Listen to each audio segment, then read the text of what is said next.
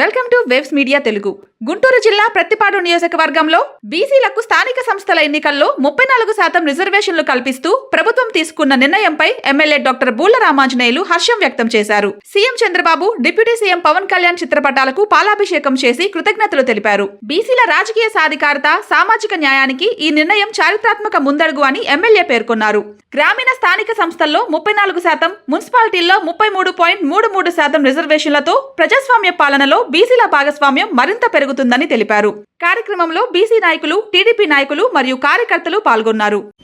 నందమూరి తారక రామారావు గారు మండల కమిషన్ ఏదైతే నివేదించిందో 27% రిజర్వేషన్లు, వాటిని తూచా తప్పకుండా పాటించినటువంటి మహానుభావుడు స్వర్గీయ నందమూరి తారక రామారావు అయితే ఈరోజు ఆ 27% రిజర్వేషన్ని 34కి తీసుకెళ్లడం, ఒక రకంగా చెప్పాలంటే వైసీపీ దాన్ని 20కి తగ్గించి 24, సో 10% రిజర్వేషన్లు తగ్గించి దాదాపు 16,800 పోస్టులు బీసీ సోదరులతో రావాల్సినటువంటి రాజకీయ పదవుల్ని దూరం చేశారు.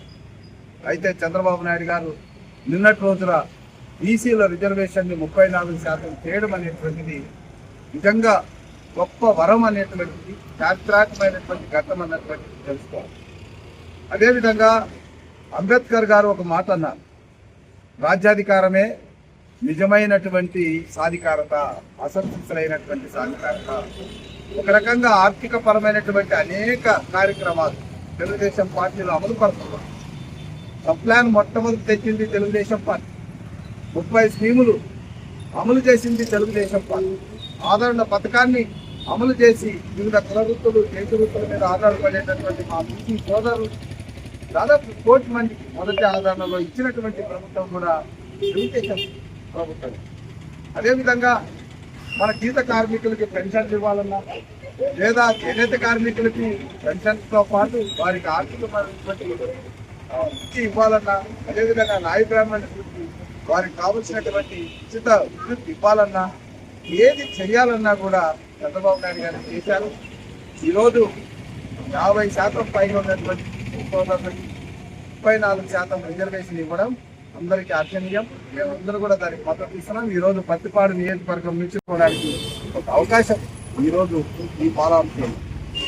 మరి అదేవిధంగా ఈరోజు ఒక బీసీ సోదరిమణి, వడ్డెర కమ్యూనిటీకి సంబంధించినటువంటి ఒక బీసీ సోదరిమణి అమాన్యమైనటువంటి ఒక విద్యార్థి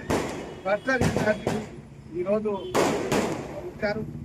ఈ సందర్భంగా నేను ప్రభుత్వానికి మీరు ఎవరైనా ఇలాంటి అవకాశాలు ఇచ్చారా, సప్లాన్ని నిర్వీర్యం చేశారు.